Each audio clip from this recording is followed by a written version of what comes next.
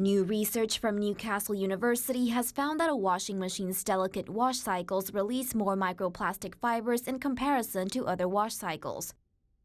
The scientists used a tergotometer to simulate a washing machine to test for different washing cycles, different water temperatures, and different water volumes using polyester clothing. They used a digital color imaging system called DigiEye camera to accurately measure the amount of microplastics released from the wash. Citing the study, the Irish Times reports that a delicate wash cycle released approximately 1.4 million microplastics. This is 800,000 more plastic fibers than a standard wash.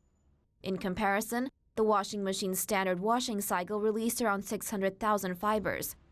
Lead author of the study, Max Kelly, a PhD student at the university's School of Natural and Environmental Science, explained in a Newcastle University news release that even with a slower spin speed, the delicate wash cycle is able to pluck away extra fibers from clothing material due to its large water volume.